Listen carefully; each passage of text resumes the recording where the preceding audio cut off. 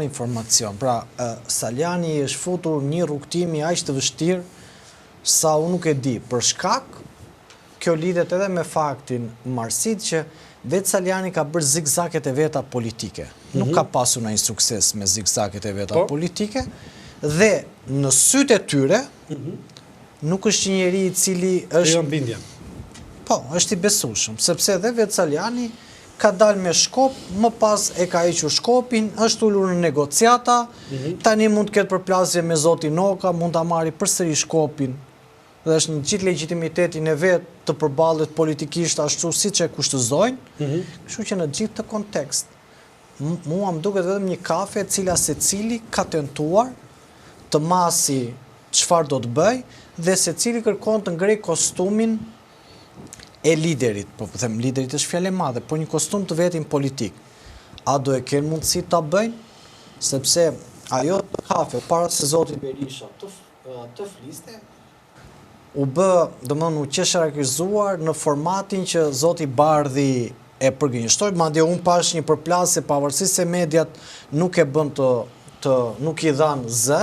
Përplasja të kafja ishte Gazbardi dhe zoti Saljani, sepse zoti Saljani në mesazhin që i çoi Blendi Fevziut, i tha me drejt që Gazbardi nuk është zgjedhur. Unë jam këtu me demokratët cilët bëjnë vota dhe nuk jam aty ku ka zgjedhur njerëz. Pra përplasja ishte përsëri Saljani Bardhi. Pra ty deri në këto momente që shohim ne, ka një përplasje për të zënë poste, po jo për të larguar nga zoti Berisha apo për ta shigjetuar. Jam dakord, ti këtu po jep një mësim të madh sepse ti këtu po thua që ka një kriter politik, i cili është që në moment që ti nuk vepron për llogari të interesave personale, por vepron për llogari të atyre që të fryjnë vesh, ose të atyre që të nxisin, rezultati politik mund të jetë shkatrimtar, destruktiv. Unë kështu po e kuptoj thelbin e logjikës. Thelbi qëndron gjithmonë në politik Marsit. Tani ne nuk është se kemi në një eksperiencë madhe, në sensin që, por në politikë ne kemi parë shumë veta cilët kanë hyrë dhe kanë dalë.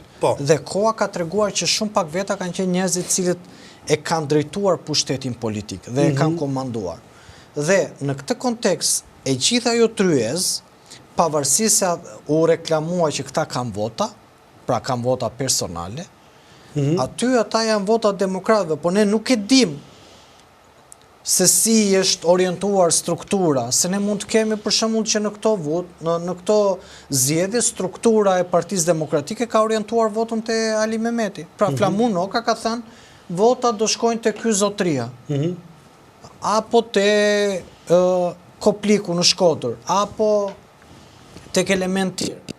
Dhe ne nuk e dim peshën reale të tyre. Përtej akteve politike që asnjëri prej tyre nuk ka bërë deri më sot një akt politik të mirëfillt, ne nuk e dim peshën reale të secilit prej tyre. Dhe ky takim që vjen në këtë momente, për sa kohë nuk është artikuluar qartësisht se çfarë ata kërkojnë, sepse un kam informacione, aty ishte bërë biseda Marsit që më thoni ju mua shqetësimet tuaja dhe unë vetë i çoj te Berisha. Ky ishte konteksti i bisedës. Nuk ishte biseda ndonjë temë siç e dhanë që aty ishte më thoni ju shqetësimet tuaja dhe unë i çoj tek Berisha. Kjo ka qenë konteksti i bisedës.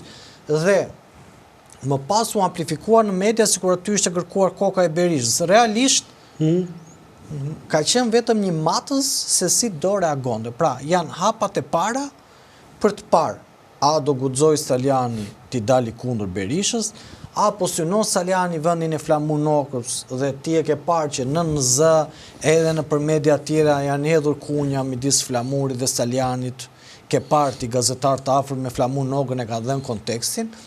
Pra, thelbi qëndron këtu, çfarë Saljani po synon postin e Berishës apo po negocion rikthimin brenda Partisë Demokratike me një post.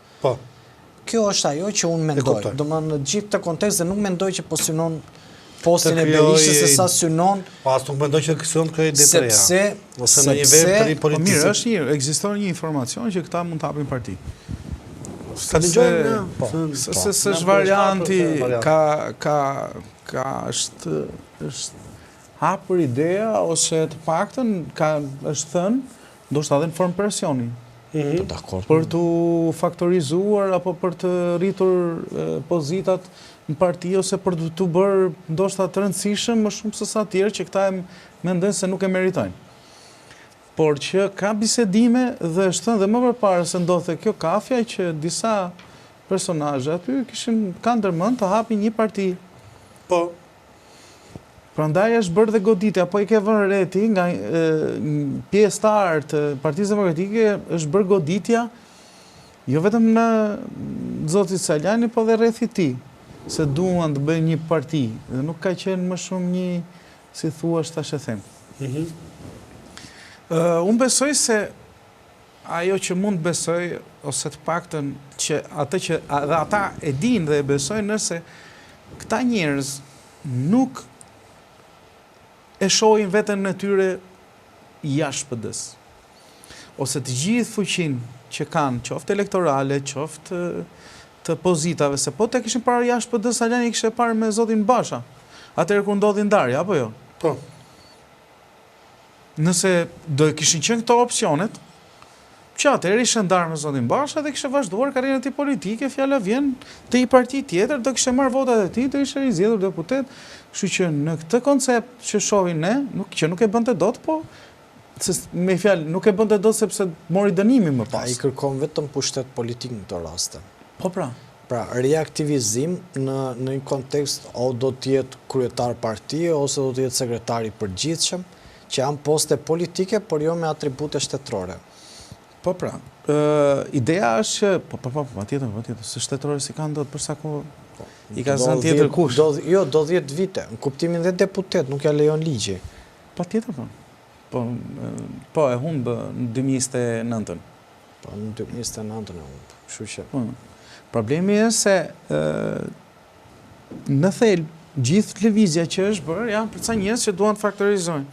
Emri Ilir Ali Mehmetit u përfol shumë si kryetari i Bashkisë Tiranë, si kandidat në zgjedhjet e fundit. Po. Për sa kohë pretendon se është kandidati për Bashkinë Tiranë, u përfol dhe u zgjodh drejtuesi apo nuk pritet të zgjidhet drejtuesi i Tiranës. Drejtuesi politik i Tiranës. Drejtuesi politik i Tiranës për momentin Ali Mehmeti u vendos, u vendos Belindi. U vendosur. Kështu që në këtë koncept të gjithë trajektoria që i ka shërbyer për të afirmuar, për të konfirmuar që në pozita brenda PD-s, i ka shërbyer. Kjo është, si thuash, ajo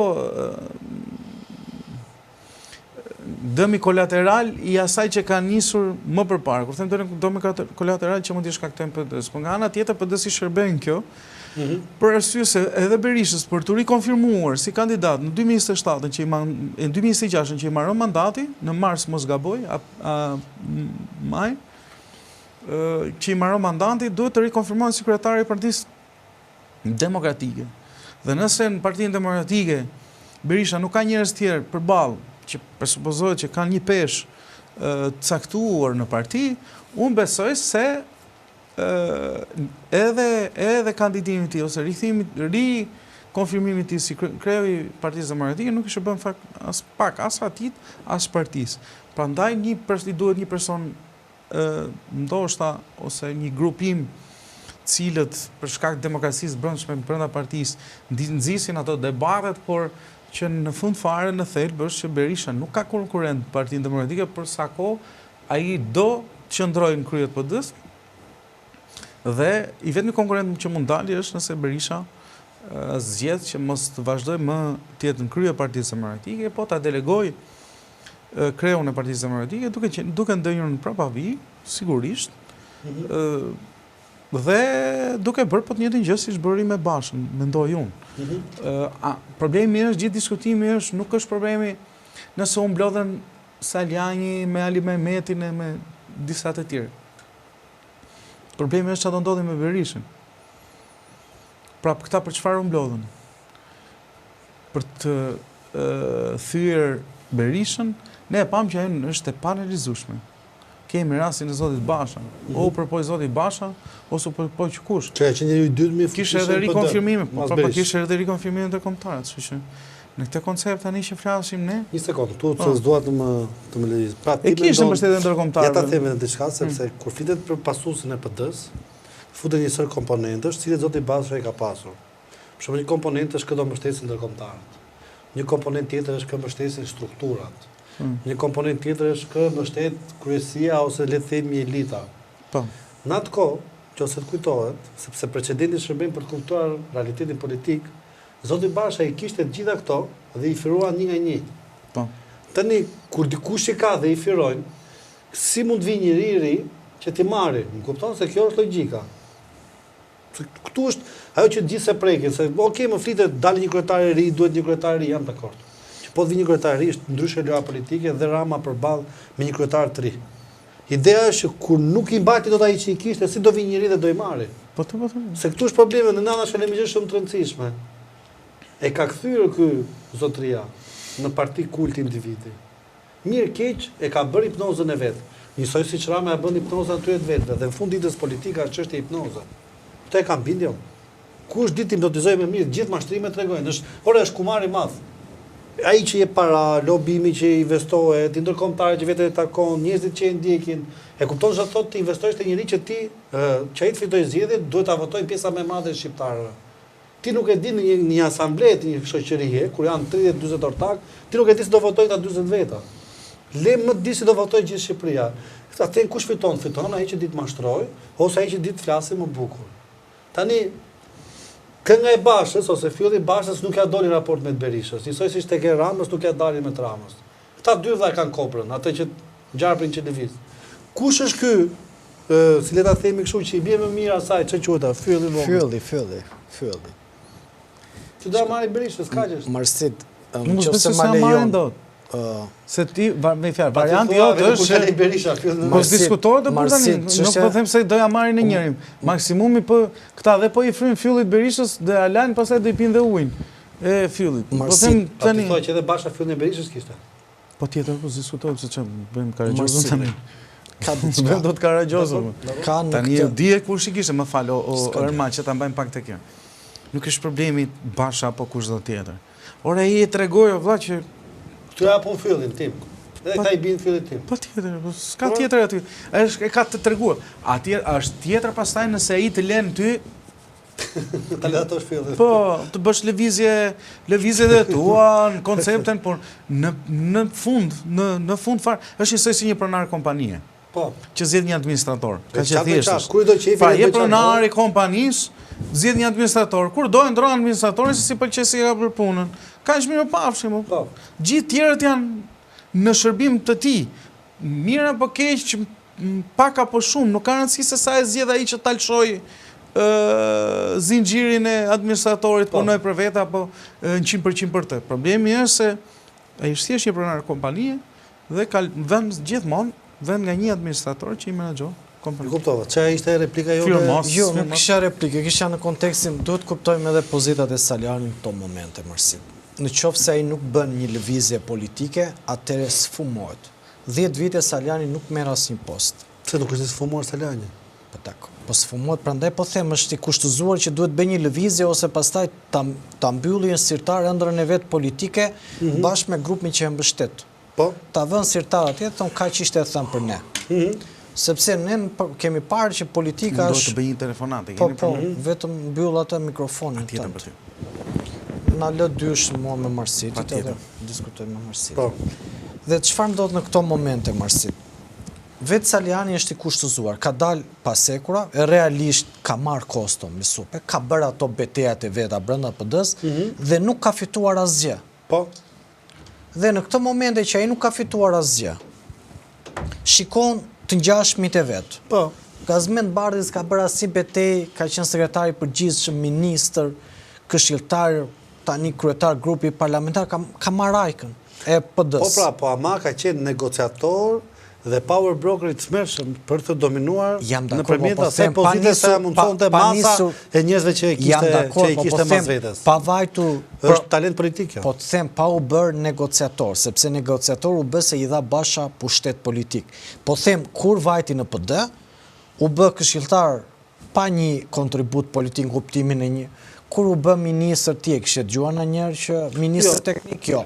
Më pas u bë sekretari i përgjithshëm, pendoj një gjeti që të linte mbresa te artikulimi ti, apo te narracioni, apo te karakteri fort. Jam dakord, po fakti që ai sot në jam politikë. Shumë dakord. Dhe që aty ku është tregon që nuk kanë qenë aq të pamerituar dhe aq pa. Nuk po të them nuk them në asnjë moment që Gazbardi është aty pa shkak. Po heqim fjalën mirë e keqe se ekziston politikë. Jo, sa s'na intereson, ajo është punë e tij. Po them në krahasim Saliani kur shikon Gazbardin, po them, po e marr në këtë nuk po. Se ti thua që Saliani jeton për të sfiduar Gazbardin? Jo, kur shikon të ngjashmit e vet. Belindi në anën tjetër, edhe Belindi ka bërë betejë, ka humbur, është deputet. Ai sot nuk është në këtë lojë. Dhe atij i duhet një veprim akoma më i madh që të justifikojë dhe të përligjë veten, por edhe të ngrihet në staturën politike që ai mendon se është. Dhe në qoftë se ai nuk bën këto hapa, dhe në qoftë se ai nuk i del Berishës përballë, ka shumë mundësi që Berisha mos ta përfshi fare në Partinë Demokratike. Dhe në qoftë se nuk e përfshin. Domethënë, deri para 6 muajsh ata thonin që Saliani bëri burg për PD-n dhe sot nuk e marrin as në refene. E kupton çfarë shoku psikologjik dhe çfarë goditje politike e madhe i bëhet Saliani? Çfarroset fare. Dhe ai është i destinuar tani. Po të shikosh ditën e sot me Berisha në rreshta, përdori që mund të flasin tek ne dhe s'ka nevojë të përdori media të Ramës. Pse e përdori Berisha këtë pjesë? Berisha del 65%, 70% në të dhënat e Amës që del në çdo media, na del në mëngjes, na del në drek, dark, s'ka nevojë as për media. E ka vesh të hershëm doktori këtë, që ka qef dali kudo. Të dali kudo, po pse përdori edhe këtë narrativ? Sepse Berisha di shumë mirë se çfarë po ndodh kudo. Dhe çfarë po ndodh me informacionin që ke ti, zoti Peçi, dhe me intuitën tënde që s'do ndodhi asgjë Marsit. Pra çfarë po ndodh valla? Kjo është thjesht s'do ndodhi, thjesht ata mundohen, por Berisha i ka paraprir këtij aksioni politik këtu e para 7 muajsh. Po të them minimalisht 6 muaj Berisha i ka paraprir këtij aksioni politik dhe ka bërë të gjitha lëvizjet që pa kënaqësinë ta shuaj dhe njeriu që mendohet të jetë koka e pa kënaqësisë të ngeli tek pull vetëm. Ti po thua që Berisha, siç deri në lloj momenti e suporton këtë lëvizje, në të njëjtën gjë do ta bëj shembull. Pra, kjo është teknika e vjetër që kanë përdorur dikur ish komunistët, çfarë bënin? E lejonin vetë një grup armiqësor të ngrijej. Si na ka thënë ai miku jonëve. Në mënyrë që pas ta bëni shembull. Si ka thënë ai miku jon i përbashkët që është më shumë i joti, që ka thënë Berisha fal, por nuk harron. Dhe kur i jepet mundësia, shiko, kjo mendoj që do të jetë cilësia e çdo politikani për të vërtetës. Shiko Ermal, në fund të ditës, lideri i madh politik është njëri që i ka emocionet dhe inteligjencën emocionale në shiko që na shkrua një miku jon që po na ndjek, thot aq talent politik është Gazbardi, pavarësisht se ne nuk e kishim te Gazi, sa thot në fije nga 68.000 vota i çoi në 34.000 në PD, thot. Nga 7 mandate në 4 mandate, ky është talenti i tij. Dakor?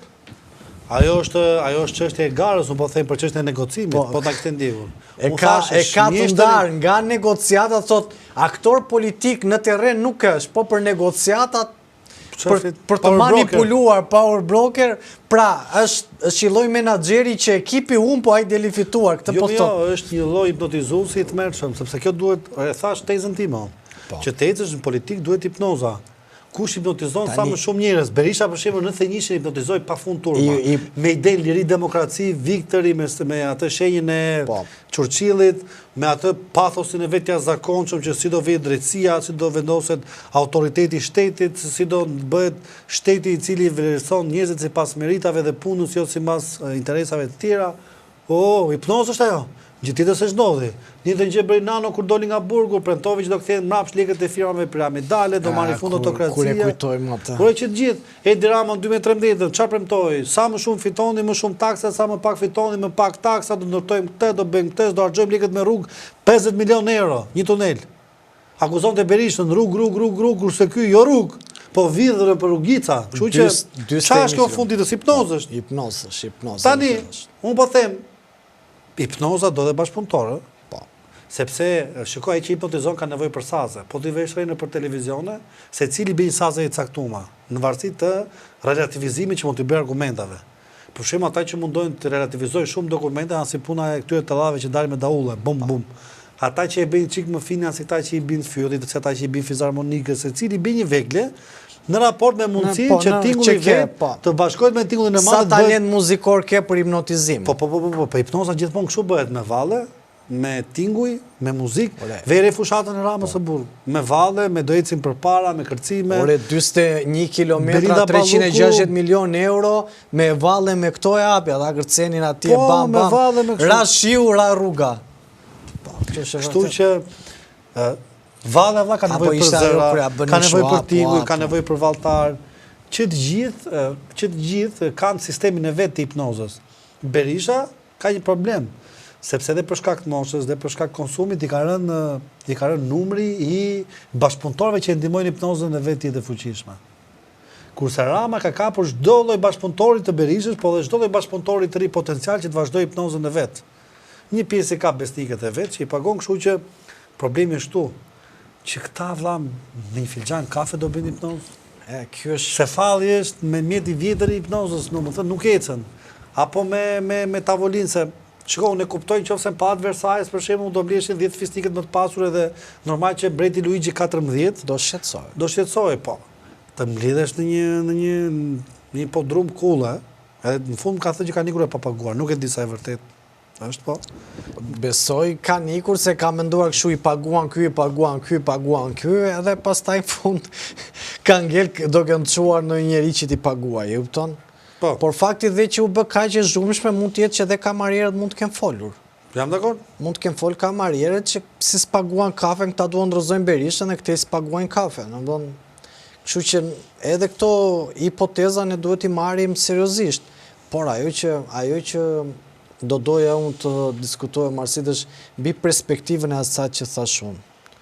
Pra, sa mund të qëndroj ajo që tash nga që nuk kanë çfarë bëjnë dhe Berisha ka krijuar këtë mekanizëm që t'i marrë informacionin, të kuptoj kush janë njerëzit. Sepse çfarë ndodh Marsit? Berisha tashmë kur Saliani ka bërë zigzaget e veta bashkë me shumë njerëz, si tha, nëse tradhëtari do të falë, atëherë do të ulej kram me Zotin, pra djalli do të ulej kram me Zotin.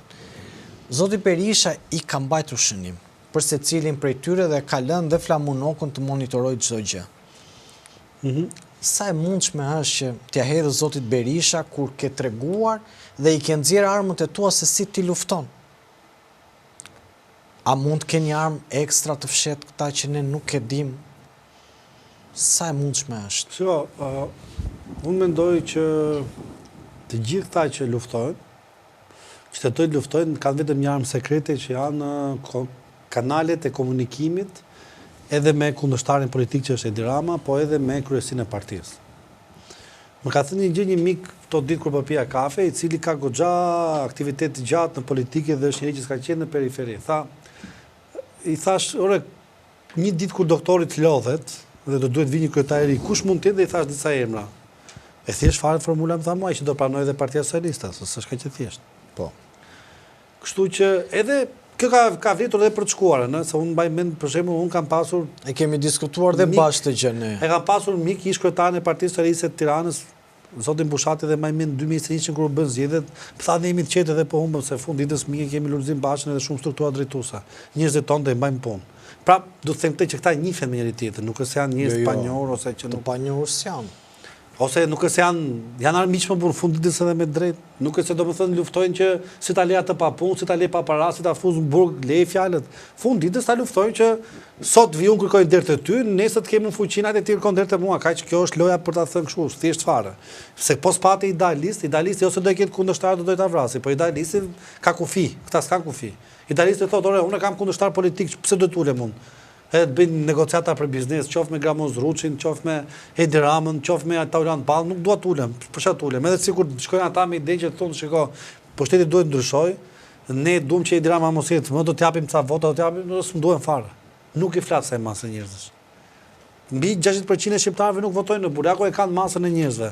Ti bindin, ti bëjnë të votojnë për këta. Për këdo që tjetë dhe për forcat e reja politike.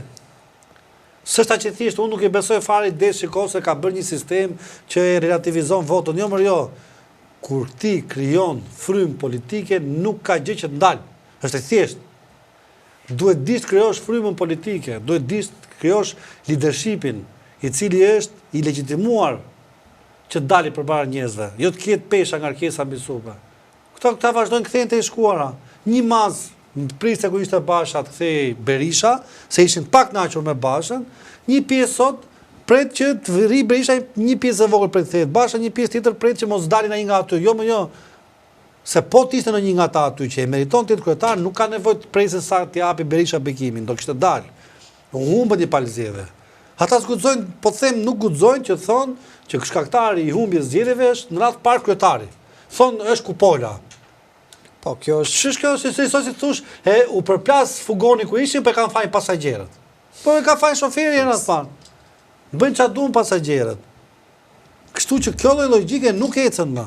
Gjithë thelbi është që këta e dinë që nuk e merr askush PD-n pa bekimin e Berishës, që mendoj unë, dhe mundojnë që të bëjnë dilla që të tregojnë besnikëri, qoftë edhe skema që të marrin bekimin atit nesër pas nesër për çelën entourage drejtues.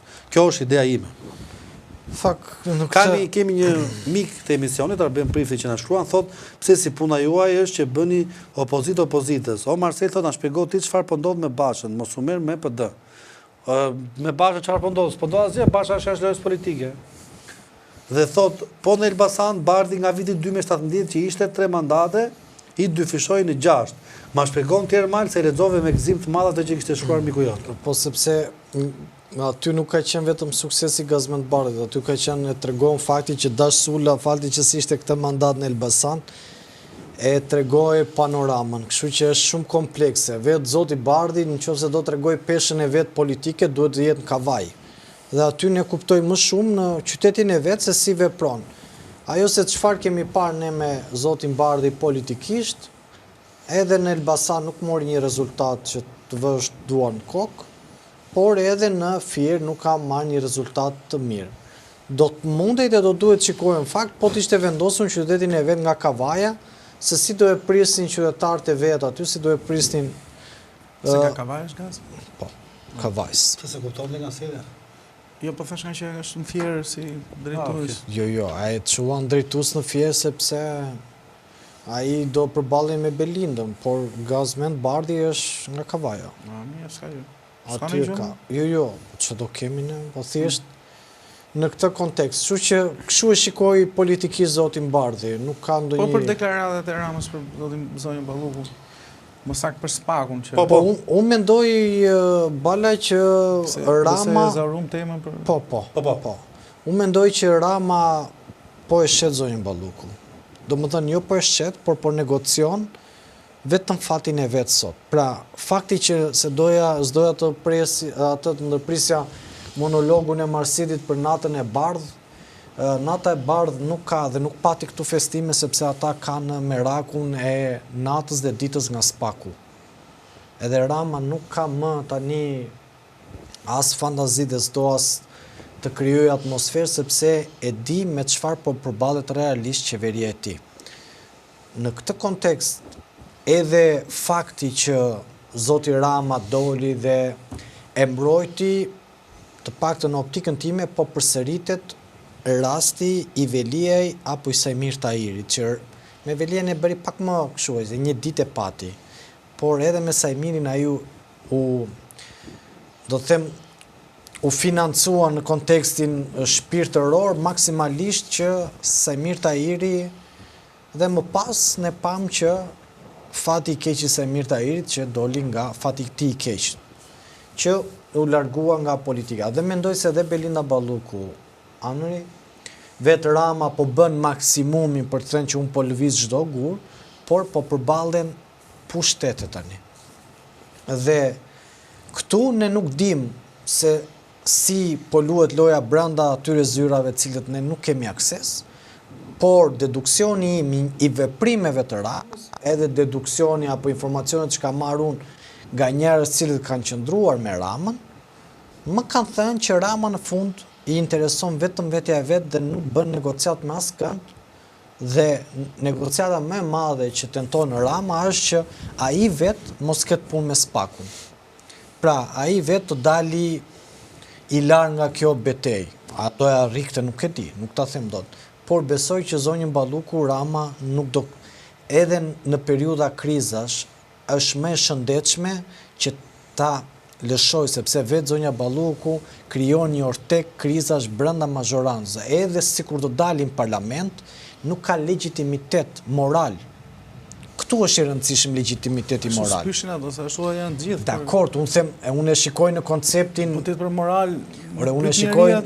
Shko, në qoftë se zonja Balluku del aty në parlament, do jetë edhe një target më i lehtë i Partisë Demokratike, por do të jetë edhe një amplifikim i krizës brenda Partisë Socialiste. Dhe ne pam që në momentin, sepse këto janë simbolika, o Rama mund zgjedhë që të thotë unë dhe Balluku jemi një. Kjo është pastaj zgjedhja e tij.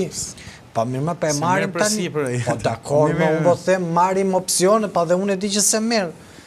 Por nuk ishte pas simbolika në që ditën që zonja Balluku u more pandeur, Spiro Pali me veshje shumë luksoze dilte me Marta Kros. Marta Kros një bluzë 20 euro, zonja Spiro Pali 800 euro veshja. Ato se dhe Marta Kros nuk është një grua me mirë për shkak se vesh një bluzë 20 euro, se të thua që Shqipëria meriton kapitujt. E përmbyllës. Marsit. Në kohë që ne i dim se cilët janë kriteret, më falë vetëm se këtu në Ryë se e kam edhe kështu. Unë normal kam vetëm diçka që nuk e pëzdoj. Nuk e kam problemin unë kur dikush është në drejtë në vetë spekuloj. Unë e kam problemin kur dikush ka një kompetencë të caktuar që të zbatoj disa kriterje dhe parime dhe çfarë më falë ndodh. Ndodh që për shembull do të na hedhë hi syve ne që jetojmë këtu. Është diplomate zonja Kros? Çfarë do vi do thotë këtu? Ju kshu, ju ashtu i bie që të bëhet me PD-n apo pastaj? Jo, unë jetoj këtu.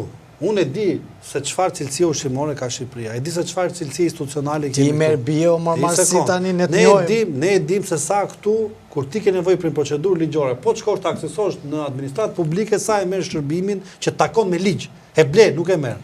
Ne e dim se çfarë garancie ka këtu jetesa, sa siguri, sa rend, sa zbatim ligjor kemi, çfarë vendime japin gjykatat, që të futesh në BE, duhet kesh garancinë e parimit sigurisë juridike. Ku ka këtu parim sigurisë juridike? Këtu ta klaprojnë pronën mes ditës. Shumë dakord jam Marsit. Këtu po të shkosh kërkosh djesh një dokument caktuar që e ke nevojë për një procedurë, këtu duhet t'japësh gjysmën e vlerës. Zonja Kros është përfaqësuese diplomatike. Këto kontrollon zonja Kros, po si mund të thosh ti do hyjmë BE kur ne specojmë? O Marsit është përfaqësuese. Edhe na fitojmë pasaj sigurimin kundër. Jo. Unë jam kundër interesave të shtetit tim, po edhe me sigurisë s'dua ta marr. Është përfaqësuese diplomatike, nuk mban qëndrime të ashpra kur një përfaqësues diplomatik. Sidomos Bashkimi Evropian, një vetëm gjuhën diplomatike. Thotë keni kohë, përmirësoni këtë, po ecni mirë. Ajo tha i meriton more. Ore, ajo mund të thotë, po them kështu flasin gjithmonë diplomatët e BE. Po thotë tamam për tallin mbythën me ne. Me tani unë po them atë lloj mënyre institucionale kanë, ti thua tallin. Ore, po ti thua. Tani ne po e tallim me njëri tjetrin, nuk na i kanë fajin ata se ti thua. Po ti thua ti njeriu që lyp sot në rrugë, ti thosh dëgjoj fakti që ti lyp sot. Jo, e kanë fajin. Ti do bësh një oligark. Ta dhe bythesh. E kanë fajin për qëndrimet. Tani, unë besoj se qëndrimet e përcaktojnë individin. Nuk na kanë fajin ata që na vjedhin këta patjetër. Këtë po them. Fakti që ti nuk mban qëndrim ndaj Hajdutit, po, ose legjitimon vjedhjen, kur del në foto me Hajdutin, pavarësisht marrëdhënieve diplomatike që kanë me që sot ka qenë fuqishë vetëm nga që ata nuk kanë marrë një akt publik të flasin kundër kësaj qeverie dhe kundër këtij kryeministri. Po këtë po them unë, të njëjtat gjë po themi. Në sensin që nëse ti e legjitimon dhe bën fotografi me Hajdutin apo me vrasje, se jem më rregull pasaj që të thonë që je duke tallur prapanisën me ne, kaq. Anari, ai doli me zonjën Spiro Pali, ai nuk doli për shembull me Ametajn. Ose as Ametaj se s'ka një vendim gjykate, po me Tahiri. Bën foto me Ballukun, ai ishte po kur me Agda, ose bën foto me Ballukun zonja Kros. Jo zonja Kros, se merr me zonja Kros. Kishte të tjerë që kanë bërë foto. Ti e di shumë mirë. Po fakti nuk e kam ndjekur, të jemi sinqert. Po ishin ato senatorët amerikanë që ishin përfaqësues. Po nuk ishe shpallur akoma? Ishe shpallur, jo. Mbas asaj, fiks mbas asaj, 2-3 ditë mbrapa. Unë di që ishte më përpara. Jo, 2-3 ditë mbrapa. Pastaj ndodhi takimi Rama Balluku që ishin për punën e asajt unë e di më pas. Atë të keshit, ku dëgjon çfarë? Unë e di më pas. Por nëse nuk përbën, domethënë kaloj te kjo se doja më shkëpute nga simbolika mërsit.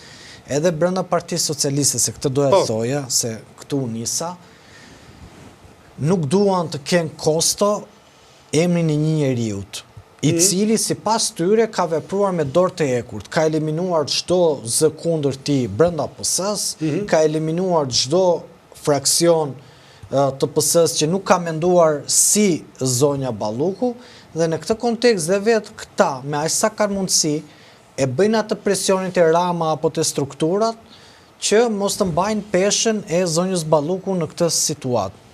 Por unë mendoj më shumë se gjitha këto marrësit, aq sa ne kemi parë nga ato indicie dhe aq sa Spaku po eton, do të ketë informacione tjera që do dalin dhe do të jetë e pamundur që zoti Rama të mbajë këtë krizë si po i ndodh brenda qeverisë.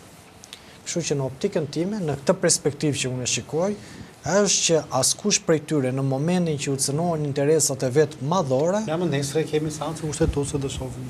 Do të lëshoj. Është a do e marrin apo s'e marrin? Po sepse do e marrin. Unë them se e marrin për si. Do vi fuqi masa gjë kohës.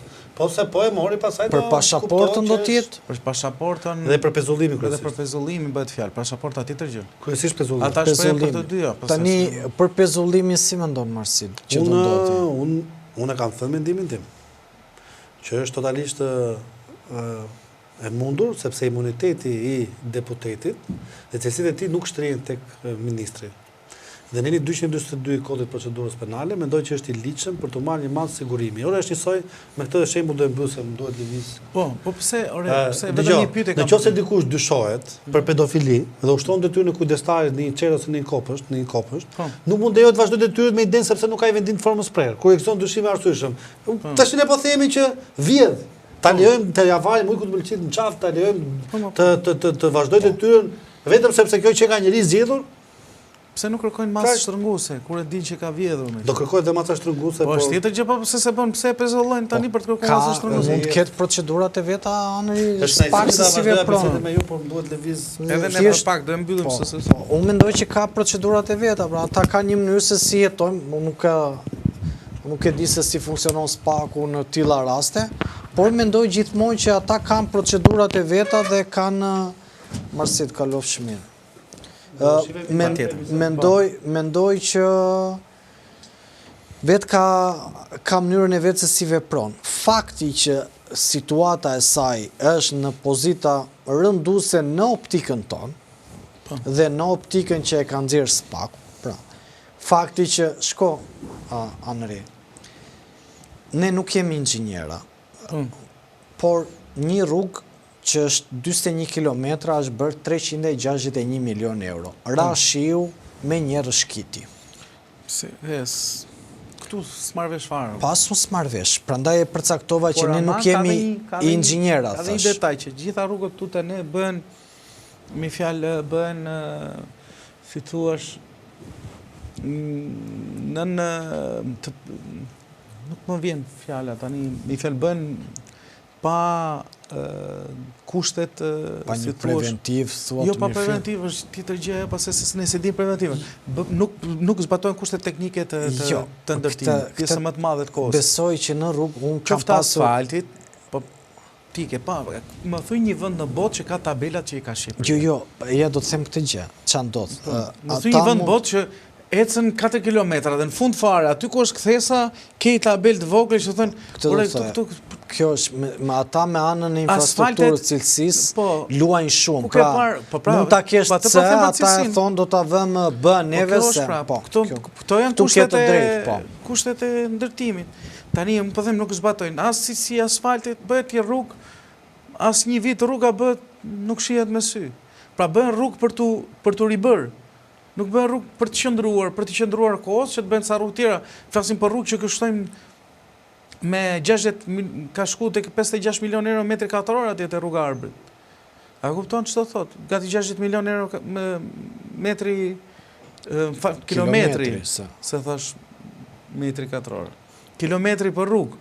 E kupton çfarë kosto, çfarë rrugë do të jetë ajo? Patjetër është tuneli, patjetër është kjo, por ama cilësia e asfaltit të jetë një cilësi. Po, janë luajtur, këtu jam dakord sepse shikojnë luaj me preventimet, edhe shumë fishojnë çmimet. Ore, si puna sajt i lirë në mjell i shtrenjtë në Krunde, tha. Po. Bën një rrugë me disa milionë euro, nëse kjo, nuk e dyshoj fare unë pjesën se sa le ka dashur rruga. Më kupton? Mund të ketë dashur dhe më shumë, fjala vjen. Po unë nëse harxoj 300 milionë euro për një rrugë, dhe ajo rruga tjetër që cilësisht do ishte shumë herë më e mirë dhe do kishte rezultuar kohës, do kushtonte 400 milionë euro, më mirë bëj 400 milionë euro se sa ta bëj 2 herë nga 300 milionë euro, apo jo? Dakord jam mbi këtë premis, sepse ajo që ndodh konkretisht lidhet edhe me faktin anëri që në këtë situatë, në përgjithësi, po të shikosh ndërtimi bëhet lavatriçja e madhe e parave të zezë. Aty certifikohet gjithçka. Edhe në botë kështu ndodh. Nuk besoj me shtetin, me tenderat e këtyre, unë besoj se jo flas me investime në tërësi tjetër, po kurse nuk besoj me shtetin te investimi. Patjetër që mund të ketë njerëz që mund të kenë lidhje të tyre, pa aty janë kosto të cilët i përcakton autoriteti kontraktor, a kupton? Kështu që ata thonë se kush është fondi, se sa parashikohet, se çfarë duhet, cilat janë kompanitë që mund ta bëjnë atë gjë. Kështu që unë nuk besoj se ka zgjedhje kjo Erman. Që dikush të abuzojë të paktën atë që kërkohet. Unë besoj se abuzimi ndodh kur merret tenderi apo koncesioni. Tani më shua një kurështje mua, nëse marrim hipotetikisht që ndodh fakti që zonja Balluku shkarkohet. Kush mund të jetë emri që Rama mund të Libuni thua përsëri. Pa i po pristen radhë që kur ka ardhur. Për atë punë erdhi. Për këtë punë erdhi Libuni. Pra ajo besoj se është oferta që është bërë, nuk erdhi që të bëj varësin e Belindës. Një ministër në Kosovë të bëj varësin e Belindës, sa doj post i rëndësishëm tjetë po pse e mban Rama në kontekstin e mban zvar këtë muhabet dhe nuk e bën me njerë? Rama nuk është se e mban zvar. Rama nuk e di se ku do të dali. Po këtë po të them se di se ku do të dali dhe nuk e kuptoj. Se më të spekuloj që ka një sherr me zonjën fjalë, ajo nuk thotë se nuk do ta jap e zëmtorheqen ose por me rastet që kemi parë ne Rama nuk ka pyetur nga ky kontekst. Vetëm nëse i kanë një miz tjetër në kësul, po këtë nuk e them dot se i bitem në spekullim, pastaj më them sa duash unë që e ka fajin Rama. Por nëse s'është kjo dhe nëse Rama ka nuk e kam parë që t'jetë treguar as konsistent ose persistent në raport me atë që mendon për drejtësinë. Që tani që erdhi puna tek zonja Balluku, unë besoj se Rama ose Spaku nuk ka goditur Ballukun. Është pjesë e sistemit ajo, është arkitektura.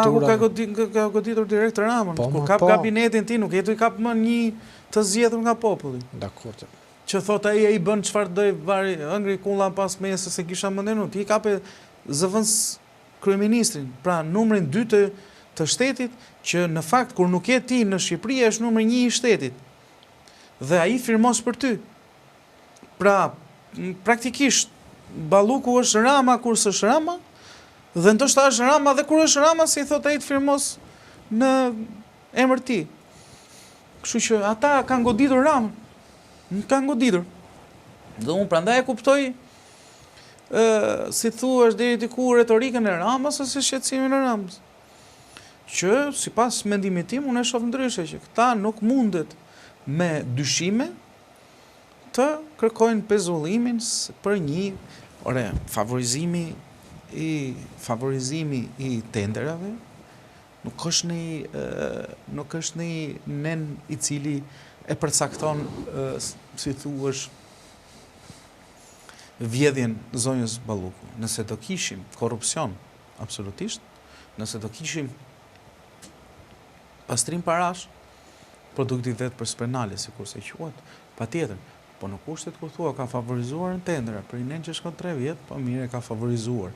Nëse ka favorizuar, më thuaj ku e ka favorizuar dhe cilin ka favorizuar, dhe nëse ka pas përfitim ka favorizim.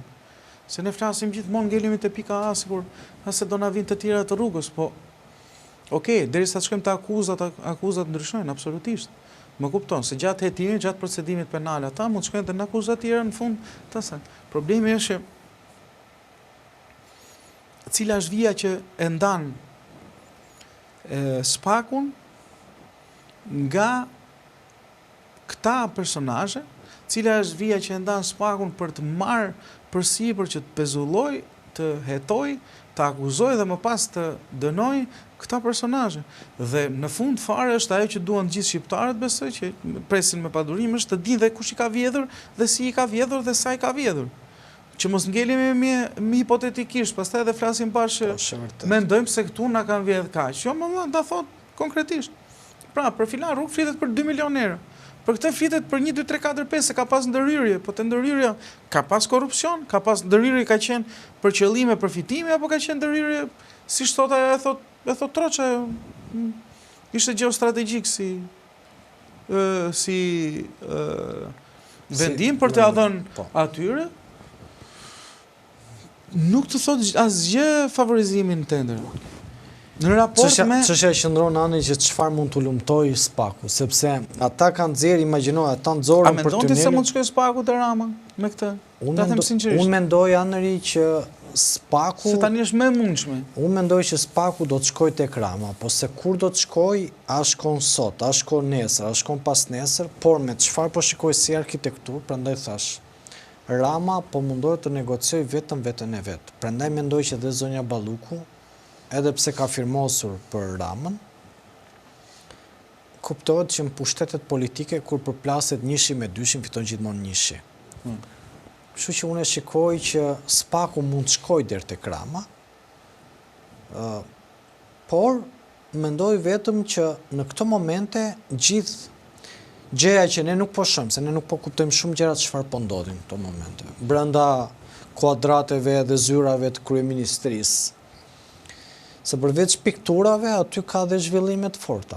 Dhe ne nuk dim, edhe fakti që edhe kur u zgjodh Joni Keta në krye të BKS erdhi e takoi përfaqësuesi i Shtetit Bashkuar të Amerikës, ne dim që ka një braktisje në optikën çfarë shohim ne nga ekrani, se ne nuk e dim çfarë ndodh pas, që e kanë braktisur politika amerikane gjithë strukturën politike në Shqipëri dhe merret vetëm me SPAK-un, me takime, dhe mendoj që nuk është e largët ditëm.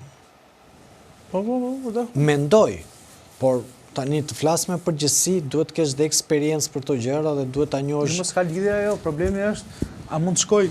Unë besoj që po, me gjithë këto skandale anëri, të gjitha rrugët të çojnë në Rom që ajo, të gjitha rrugët të çojnë tek Rama. Ai e ka thënë vetë, unë inceneratorët nuk e shikoj ata, bëj informacia pap këto, pap incineratorët, pap rrugët, pap fondet e BE së vjedhura, pap anej sterilizim, marketing, ku ta di unë. Do tani do e kesh bërë një gabim, edhe ti jesh më perfekti. Do të çojë rrugët që do përplasen edhe vetë zoti Berisha, kur ka qenë në atë kohë, më thënë, ka një politik tani. Këta kanë përdorur gjithmonë Këshillin e Ministrave për të ruajtur veten. Edhe zoti Berisha këtë lloj mekanizmi. S'firmoste gjë vetë zoti Berisha, edhe kur kishte zvëns kryeministër, firmoste zvëns kryeministër. E kanë edhe Fatosnanu Ramet pas, e ndiqte këtë politik. Por zotit Rama janë bërë shumë njerëz cilët janë kapur në detyrë ose jashtë detyre. Dhe të gjithë këta individ do të çojnë tek zoti Rama në fund të ditës. Më pas duhet kemi edhe kujdesin ani për shkak se Partia Socialiste sot duam ne s'duam ne ka 83 mandate, ka një pushtet politik të frikshëm. Dhe kur nuk besoj se i bën fajde kjo gjë përballë kësaj, nëse ka diçka të vërtetë mbi këtë që e the, se Rama firmos pam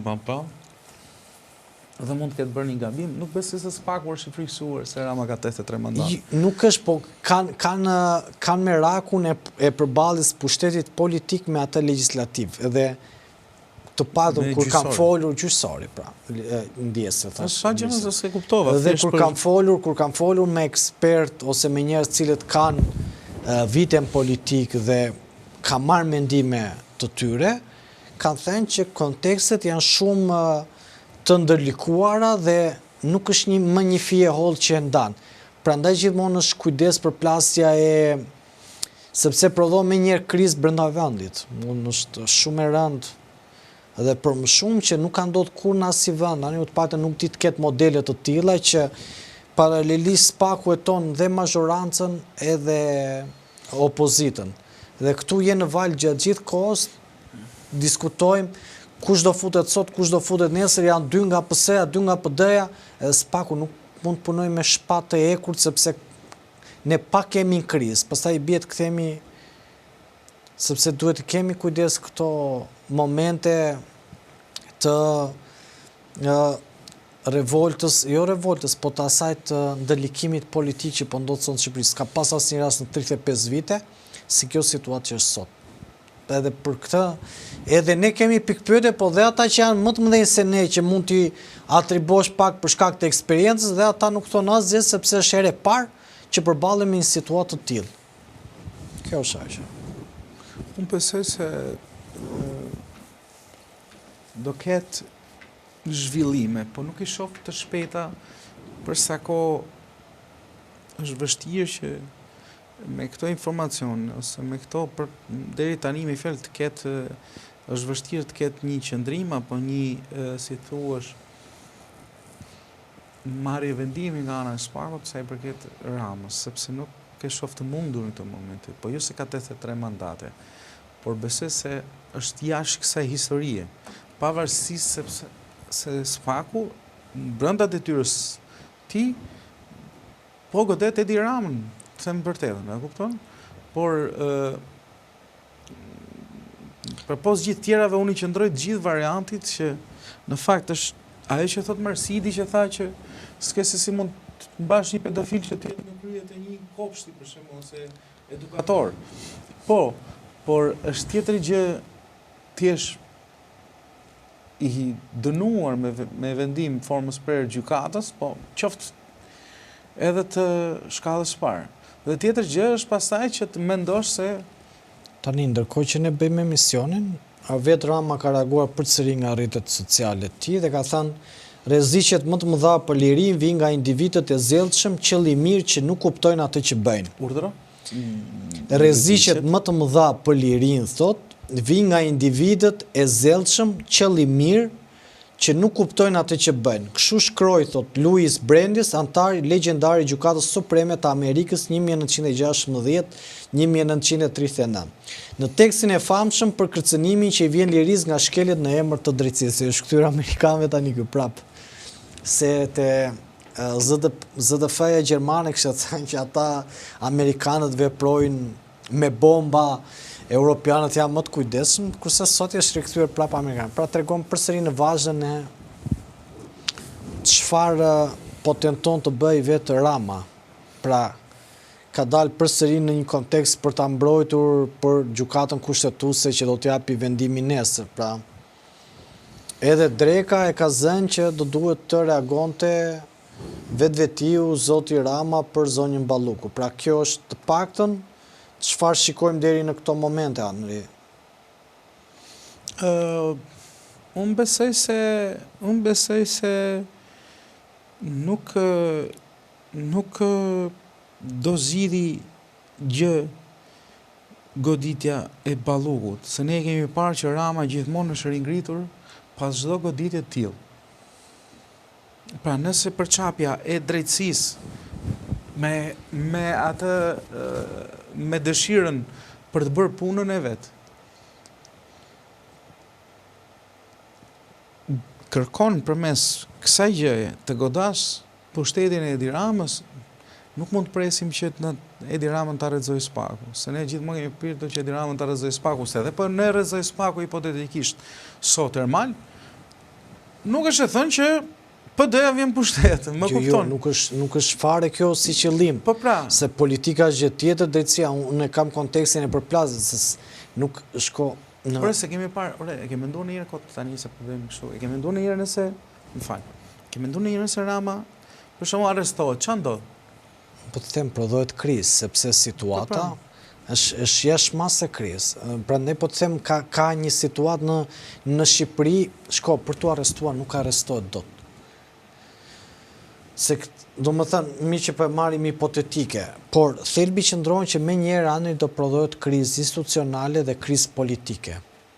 Po të them, sot situata politike, pavarësisht se në për media nuk jepet zë, nuk ka ndodhur kur, ta kam thënë, që në kreu i opozitës, pra në vende për shembull në Bosnje, non grada u shpall Dodik, po ishte në kreu i Republikës Srpska.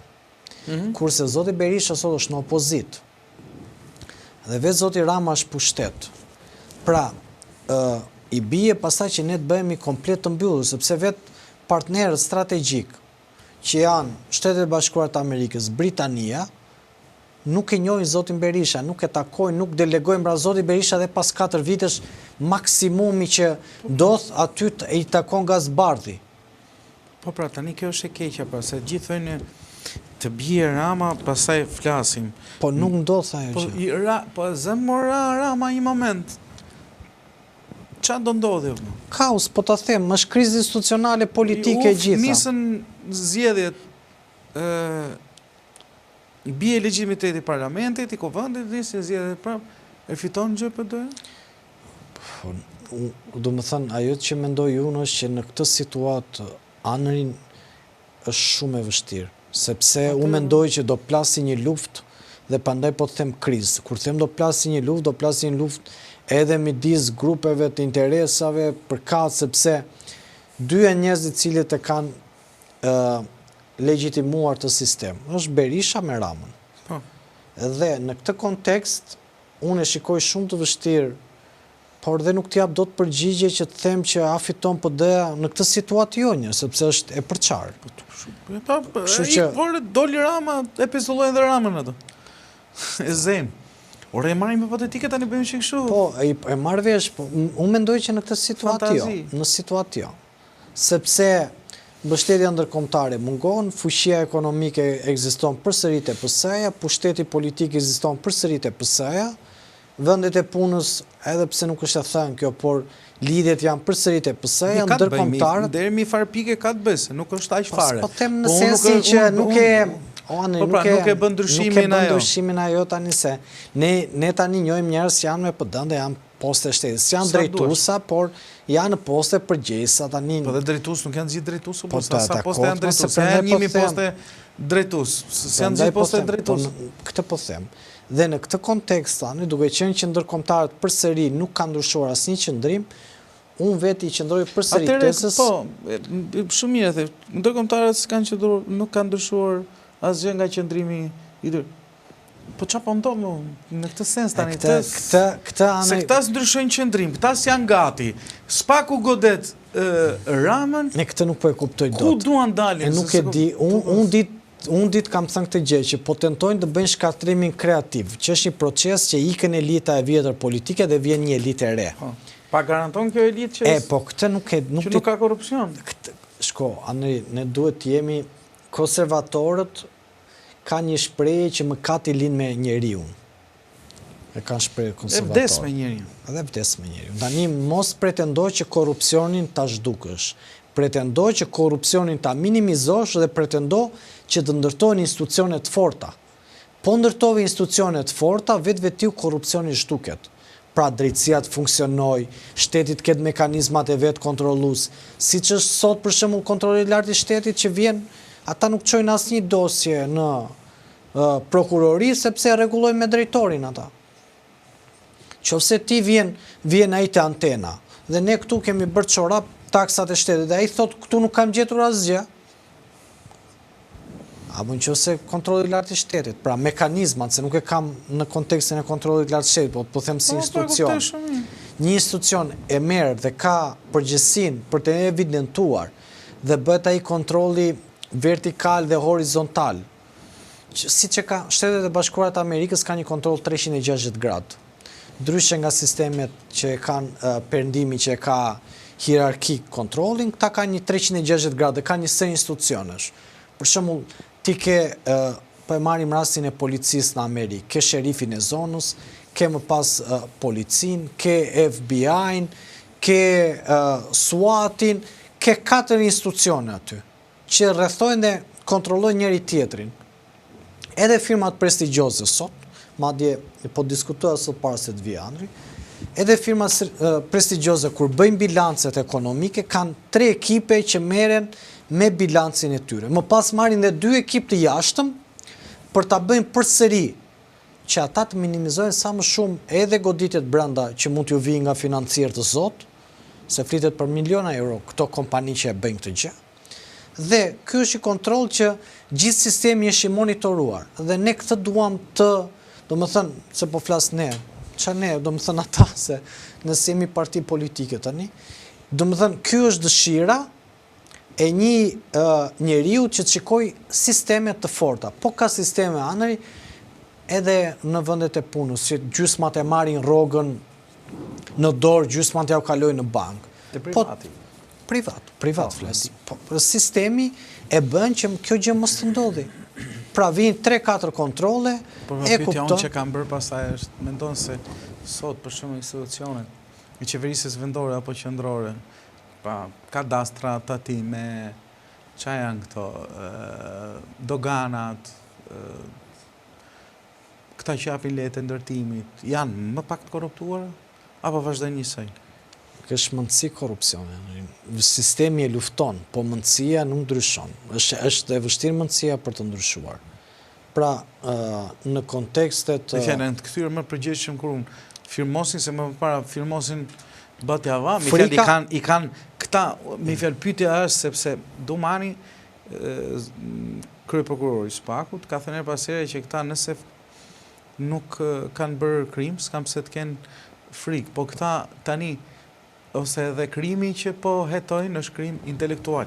A ka shërbyer Spak për të perfeksionuar tashmë këtë mekanizëm? Kjo është njësoj si... Apo, sepse gjithë ngjarjet po kam ngjarje të para 4-5 viteve tani, apo ndikon kjo në perfeksionimin e... Normale që mund të ndikoj, sepse është si puna e grupeve kriminale. Policia mblen infrastrukturë, dhe ata hedhin akoma më shumë lek për të gjetur mekanizma tjera për të mundur infrastrukturën e policisë. Pra, kjo gjë nuk është, kjo është në çdo vend të botës.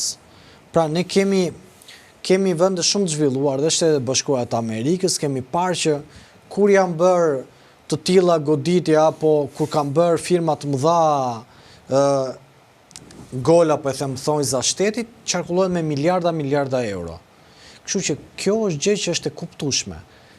Ne duhet të gëzohemi që shteti të bëjë institucione të forta, pastaj çdo njeri ku ka veprim ka dhe kundër veprim, janë ligje natyrore këto, nuk është se, edhe ligje njerëzore. Kështu që në këtë kontekst anëri Spaku do të bëj punën e vet, por individ të cilët kanë strukturat mirëfillta, e kanë fjalën Spaku po perfeksiononi çik pa dashje, jo me dashje, vjedhjen. Po nuk, ajo është mundësi morale, nuk ka të bëj me, po ajo nuk ka të bëj me Spaku. Më jo, pa të thash, po e them në thonjza, apo e bën Spaku, apo ndikon Spaku që këta, sepse nëse s'kemi indikator që ka rënë korrupsionin kadastër, nuk paguhet më për... Ja të them diçka, dikush një indikator, Erion Braçe, për shembull, që edhe ai ka mëkatet e veta, i bërtiste ministrit bujqësisë që pse nuk e alokuar fondet, se janë aty në buxhet, janë diku te 10 milion euro, më duket i thoshte, dhe çfarë frikë keni ju? Se ata nga frika, para një viti ishin diku te 60 milion euro që nuk ishin firmosur. Këtu e ka parandaluar, se këta nuk firmosin për frikë të Spakut. Pra, këta të ishte për dëshirën e tyre 60 milion euro i kishin shplar, por një pjesë e tyre anë ka kuptuar që sepse këta kanë firmosur më shumë, po pjesën e Luanit e ka marri pari, dhe këta kanë qenë amë, i thoshte, e se të mbroj unë, i thoshte, e këta firmos të. Kur e panë që të gjithë... S'kishte më mbrojtje. S'kishte më mbrojtje, kështu që në këtë kontekst Spaku e ka bërë punë e vetë, por nuk mundet, ne nuk mund të kërkojmë Spakut as të parandaloj korrupsionin asgjë, se korrupsioni është edhe mundësi në Shqipëri. Neve korrupsionin mund t'ja kërkojmë funksionarëve politikë që t'i themi pse keni zgjedhur pranë vetës vetëm njerëz me mundësi hajdute. Por Spakut neve duhet t'i themi bravo të qoftë që ke arritur t'ju futësh të paktën frikën, se këta as frikë nuk kanë pasur unë nuk di Anëri, unë nuk ka të bëj shumë simbolika. Këta dilin më përpara nga dyert e prokurisë dhe vetëm qeshnin. Këta sigur vinin fest. Tani të pak të ndalin si e pesi doli tërmeti, i këte këshu. Sigur i kështë edhe nga 2 goda. Njerë mori zigzag ande, njerë mori zigzag është me persona ajo, se si ikin gjithashtu. Po them e përjetojnë tani, sepse e din që mund të përballen me burg. Dhe në këtë kontekst, asë njerit nuk i vjen mirë të përballoj burgun kur ata... Besoj se ata e kanë ditur dhe më para atë pjesë. Se besoj, nuk e kanë ditur, ka disa... Jo në kohën kur kanë filmosur, për fras tani vonë e kanë kuptuar. Tani e kanë kuptuar ata ma. Se kanë qenë të gjithë... Tani ti po thua po përgatiten shpirtërisht për të vajt vetë. Mos që do bëjnë. Tani s'ke që i bënë, atje do shkosh dhe atë janë përgatitur. Nuk është si njeri që erdhi këshu vdekja pa pritur, e kupton? Për shka që natyrale. Ka një smundje e cila e gryen çdo ditë edhe... Po kedi se edhe Erion Nisaj ditën e parë doli më i trembur. Tani sikur e kishte mbledh veten, kishte pranuar fatin e vet. Po çfarë do bëj më favorizim tender, çfarë do bëj edhe pa ka favorizuar. Problemi është nëse ka marrë apo s'ka marrë lek për atë. Po. Që thoshte në bisedat aty tani ndaj kështu se do takohemi ndark, vim prap. Problemi është nëse ka marrë lek shkon tjetër gjëra, kurse për favorizim tender është mohabet. Kjo e vërtet është. Nëse ja ka dhënë një kompanie X, pa nëse rezulton se duke i ka dhënë lekët kompanisë X dhe i ka kompania X përmes një personi tjetër prestanome apo drejt për drejt e ka paguar për dhuratën apo nderin që i ka bërë, kjo është mohabet tjetër, përse këtë rrezikon më shumë. Se aty pastaj kemi korrupsion. Kështu që unë them normal që jemi okay, besoj. Po. Besoj që po. Mund ta mbillesh. Jo, vetëm do doja të falenderoja secilin prej teleshikuesve që na ndoqi live, do doja të falenderoja secilin prej ju që na ndoqi nga Michigani, nga ndoqi nga Gjermania, nga Shtetet e Bashkuara të Amerikës, Greqia, Italia, edhe që komentoni dhe jepni mendimin tuaj, mos harroni të bëni subscribe, regjistrohuni kanalin Antena Televizion dhe shpërndani sa më shumë në diaspor, por edhe në Shqipëri. Nga unë dhe Anri, miru pafshim dhe do të shihemi përsëri në fakt mbi zhvillimet e gjërave më të fundit.